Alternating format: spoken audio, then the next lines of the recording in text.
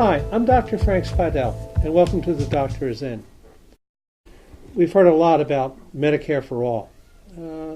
I am told that the biggest issue in the coming elections will be delivering health care in the United States. Worth the talk. Joining me today is Professor Mike Howley from Drexel University, the LeBow College of Business. Fortunate to have Mike here today to talk to me about health care for all. Mike is a kind of double-hatted person. He spent a substantial part of his life taking care of patients. He was a physician's assistant, spent time in the OR, and has seen health care close up, and is now a professor of marketing at LeBow College. Mike, thank you for joining us today, and welcome. Thanks to for The having me, Doctor Is Frank. In. Thank you. So, I guess we've all heard about Medicare for All. What is that?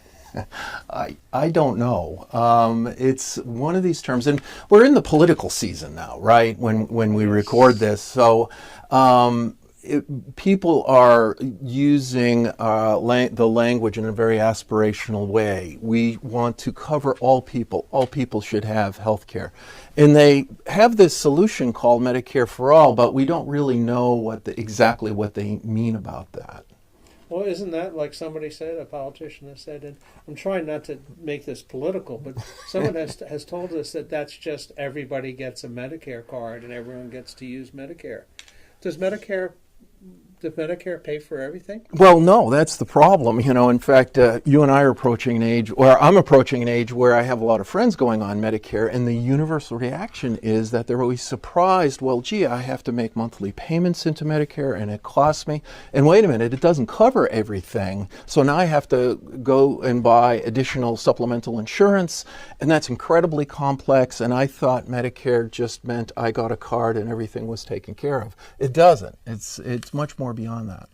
So, that's been my experience too, that we pay for other things, Part D for the drug part, and that's usually private insurance. Yep.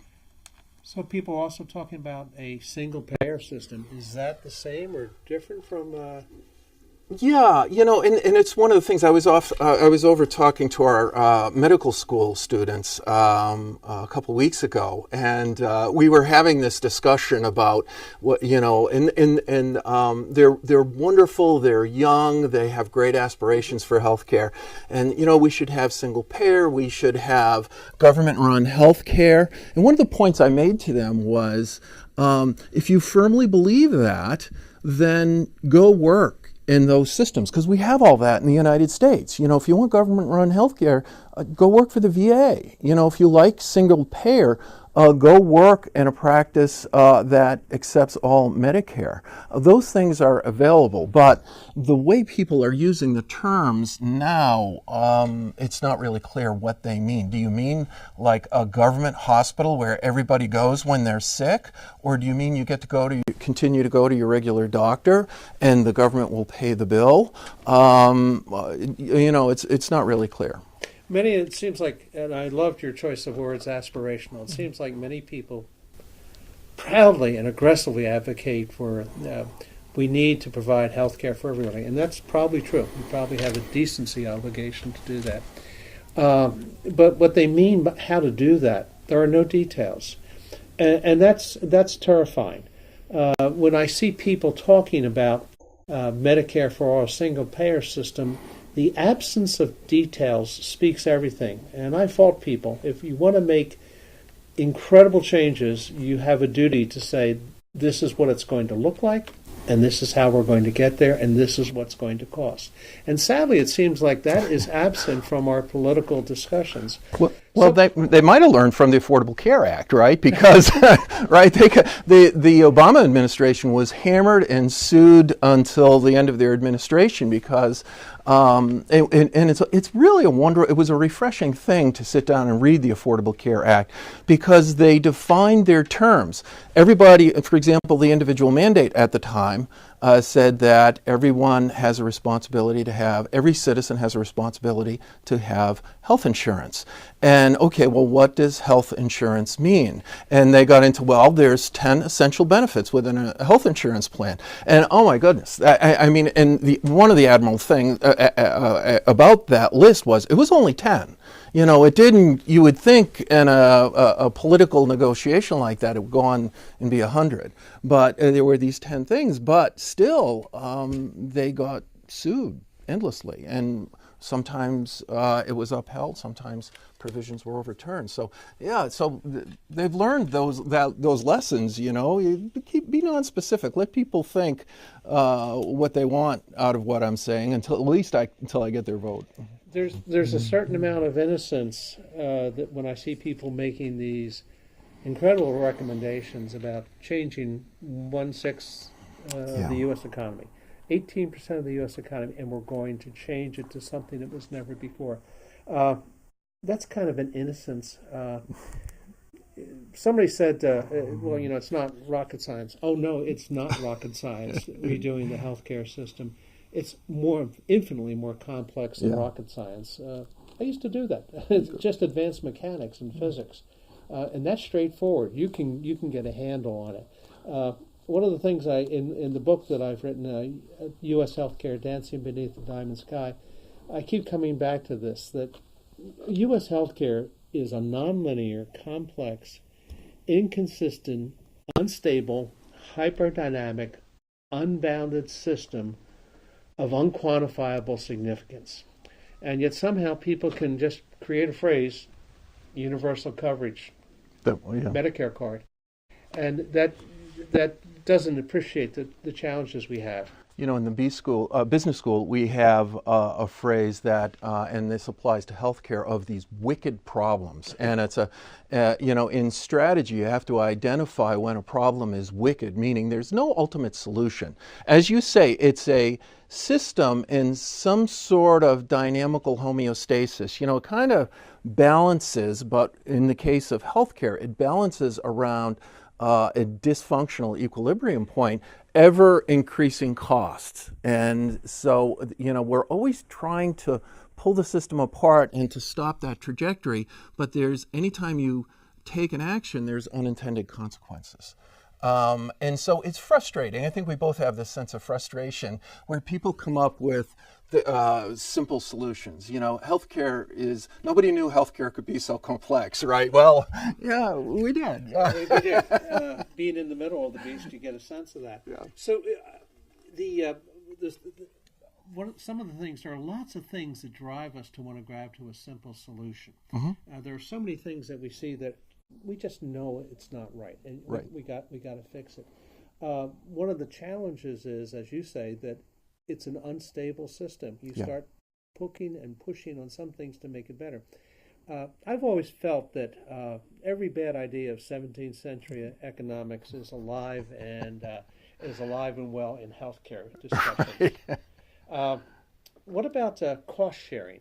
Or let me back up for a second. There's another one you just mentioned. Healthcare costs. Oh, my we goodness. spend on healthcare are increasing every year. They've been going up 10% or 11%, something like that, more than inflation. Right. Now, I'm a curmudgeon. I don't think that's bad. Right. When I was speaking to the medical students, one of the things that they were very concerned about is healthcare costs.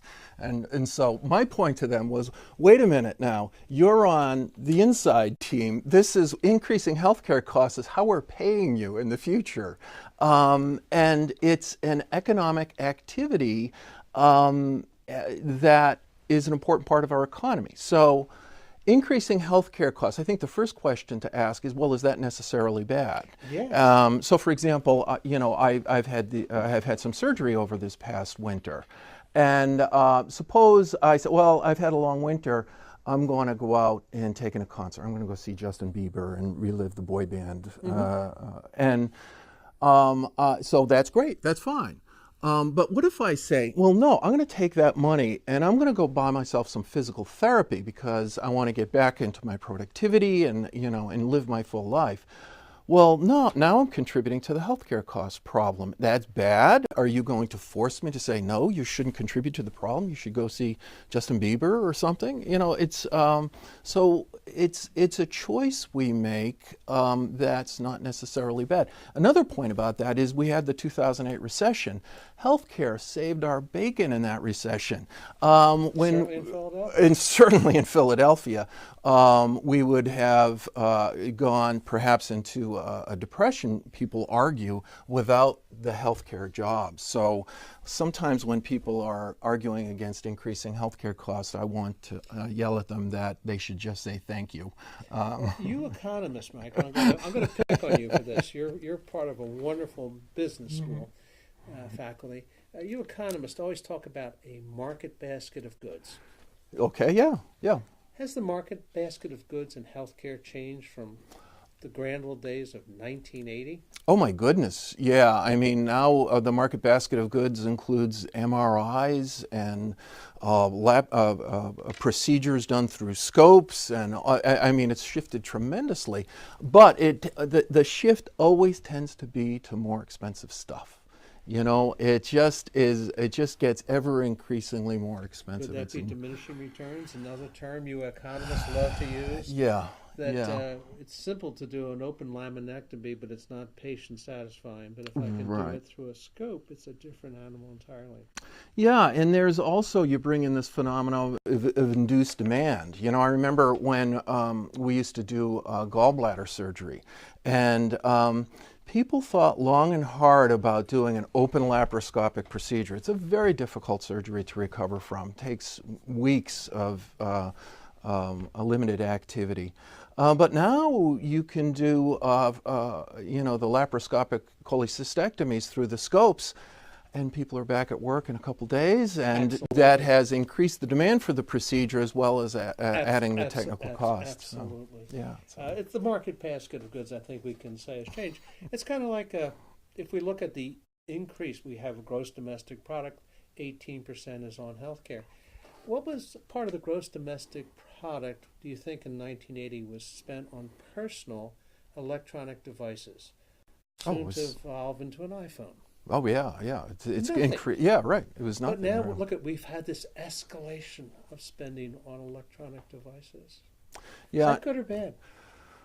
It's well, the economy, isn't it? Right. The essential question boils down to: are you able to increase productivity with those electronic devices? Are you able to use it? Now, healthcare increases in healthcare spending have not been a tremendous problem to this point because we're able to get productivity out of it. Right now, we're in an economy that's below the natural level of inflation. We are rating chronic care facilities. We're rating assisted living centers for the elderly, asking them, do you want to go back to work? Because we need the workers. Now, a lot of those people are working and keeping our economy going because of the effects of healthcare, keeping them productive, keeping them working. So when we reach a limit where we're not doing that anymore, and as you point out with the iPhone example, iPhones can also decrease productivity. So as long as we're increasing productivity with our healthcare, then we'll be okay. We talked about this before. You raised the question of as we look at healthcare, we look at how it helps us be more productive. Mm-hmm. But we always talk about the cost of healthcare. Do you know of anyone that actually metrics out how much productivity we increase? We may spend more on healthcare. Does that increase proportionally the productivity of our that's a very difficult figure to tease out, right? Yes. And so, and it's indirect. I don't know the number off the top of my head, but and it's a multifactorial thing, right? As including. One of the difficulties and one of the reasons I'm stumbling here is, so for example, one of the things we're doing in healthcare that inhibits productivity, but we don't actually capture. Years ago, my wife was sick, as I mentioned. She had a cancer, and had multiple procedures, multiple rounds of chemotherapy and radiation, and I was able to. She never spent a night in the hospital. I took care of. Provided all of her nursing care. Now wait a minute. as a government, and thankfully I would love to do it. I was happy to do it, but the government has funded a tremendous amount of education for me. Drexel is providing this insurance to take care of her healthcare needs, but yet to save costs, they're putting the nursing on me to take care of her at home, which, thank you, but boy, wouldn't you rather I'm doing something that I've been trained to do? Exactly. And so how do we don't really capture that type of decrease in productivity. So, the economists have productivity numbers, but, I'm always worried about the things we're missing. I couldn't agree with you more. It's not that we don't want to, it's very difficult to quantify in this complex nonlinear system. Oh, yeah. Not just the costs, but also the benefits of what we get out of it. Right. When people talk about Medicare or single payer, Medicare for all, or a single payer system, as an economist, do you ever have a little anxiety that we may not be completely understanding when we choose to consume healthcare? Are we taking away from other parts of society? Oh, yeah. Okay, and when you make that decision, you are making that decision. Yeah. What about if you have someone else make that decision for you? Whether you should consume healthcare. Right. Yeah. How do you feel about that? How do you think society would feel about a third party deciding your consumption of healthcare? You've put your finger on the fundamental problem of healthcare, right? Who decides? And it's a power issue, right? That and for example, so compare the Clinton healthcare reforms to the Obama healthcare reforms. And one of the approaches that the Clintons took with their healthcare reform is, listen, we're going to get the best and the brightest. We're going to put them in a room. It's going to be a locked room. We'll announce the results. You mean a panel of experts? A panel of experts will decide, and they will decide the optimal health care you should receive.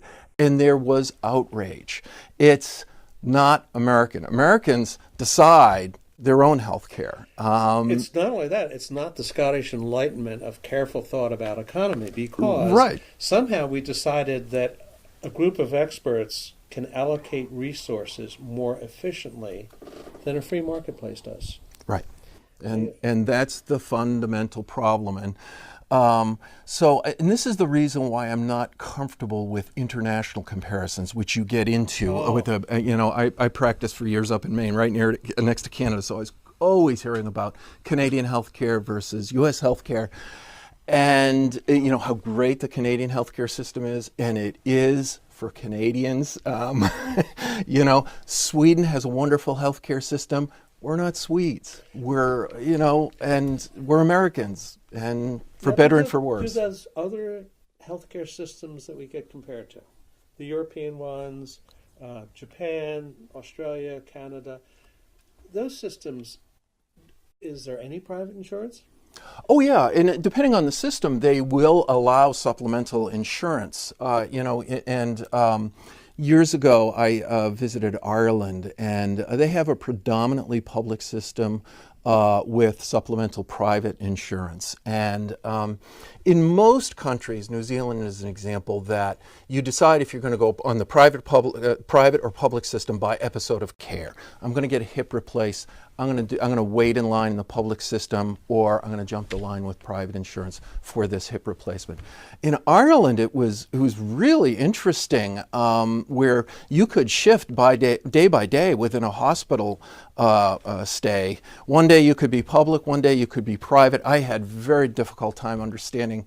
It must be administratively very complex to carry out, but your doctor rounds on you one day, gets paid for visiting you at the public rate. The next day you're on the private side. But yeah, no, so certainly the single-payer systems will allow private supplemental insurance at times. Some of the proposed single-payer systems that I've seen would not, in the United States, allow a private component. That's right. They would ban all insurance companies, for-profit organizations delivering health care. And so we're in Philadelphia. I'm in Philadelphia, and so I look over at the Penn system and the Jefferson system, and you read these plans that we're going to buy these for-profit systems, compensating them for all their development and investments they've made. Like, how do you buy the Penn system? How do you possibly compensate them for it's yeah, and not to mention the tremendous economic displacement. In Philadelphia, 25% of our jobs go to healthcare-related businesses. So, when someone says Medicare for all, would we experience over the long haul the same level of care we get now? Because I know that I could not make a hospital run and stay in business on Medicare patients alone. The number I've used is it's about 85 cents on the dollar Yep. of cost. Yep. So the one way you keep the best way to hold the cost is just to fix prices, isn't it? Well, where are you going to fix it? Because, so for example, when I was running a vascular surgery practice back in the 90s, we address diseases of predominantly elderly people. So probably 75% of our patients were Medicare patients. Mm-hmm. And so my philosophy of management was that, okay, let's build a cost infrastructure by which we can live off Medicare if we have to. Now, I mean, we were developing. If you take over a hospital and you have a fixed infrastructure, you can't do that. But with the rest of the other 25%, we were seeing a lot of Medicaid, which paid half of Medicare. And so our survival depended on balancing those Medicaid patients with insured patients. So if you go to a single-payer system with one fee schedule, that's fine, but it's really important it be something that you can live on and that you adjust for inflation. And to the point, as this discussion is ramped up in the public's purview, the New York Times had a wonderful article, which is a wonderful graph that said, look, private insurance makes up for Medicare and Medicaid's massive shortfall in just covering the cost of delivering care. Right. And what happens if all of a sudden, to control costs, which I think the rising costs, I'm sorry to say this, I believe rising costs reflect a healthy society. If we spend more for healthcare, I'd rather us doing that than spending more on iPhones. If we have this offset of the underpayment in Medicare, it keeps our hospitals open. It keeps the small hospitals open instead of continually eating our seed corn. Go ahead. One of the issues that one of the things that these private insurance companies are paying for is that they're subsidizing, in a sense, care for the for Medicaid Yes. patients and for the completely uninsured. Mm-hmm. If you suddenly take that away, there'll be even more discrimination against Medicaid patients, which is definitely a problem in our current system. There are large systems in this area that do not accept Medicaid patients, despite the offset. But for the most part, Medicaid patients have a reasonable level of access. So if you cut those private insurance payments, injustice will flourish. And I couldn't agree with you more. Last question for you. Somebody said one time that the great thing about a republic was that each state sort of acted as an experimental site, as an incubator for ideas before we generalize them. What state is Bernie Sanders from? Vermont. Has Vermont had any experiences with one-payer systems? Yeah, and I forget the name of their governor who ran on a platform. Shumlin. Okay, ran on a platform of single payer. They worked on it very hard in a very committed way for years, and they've just recently announced they can't make it work. They can't make it pay. The increases in taxes necessary to fund massive. They were adding a sales tax, a wealth tax, a payroll tax, and they still could not afford. Can't balance the books. Because when all of a sudden healthcare becomes free, there's no cost to it. Right. Consumption goes up. A classic idea of economics. And we have certainly, that has been borne out most recently in the famous Oregon experiment when they expanded Medicaid. They looked at people who got Medicaid versus those similar people who did not, and they go to the ER more, they consume more healthcare services. Of course. The Affordable Care Act was supposed to cut down on ED visits. Did it do that? No. And I would say part of the reason is that the Affordable Care Act addresses a relatively small slice of our population. 50% of patients are covered by employer insurance. The Affordable Care Act is covering a small slice. Now, certainly within areas of where there's a concentration of patients who got access to Medicaid, those ERs will see an increase. But overall, across the system. And the ED is one of the most expensive places to get. As you know. So, I want to thank you, Mike, for taking your time and joining us today. This is Dr. Frank Speidel again for The Doctor Is In. Thank you for joining us today, and looking forward to hearing your thoughts about Medicare for All.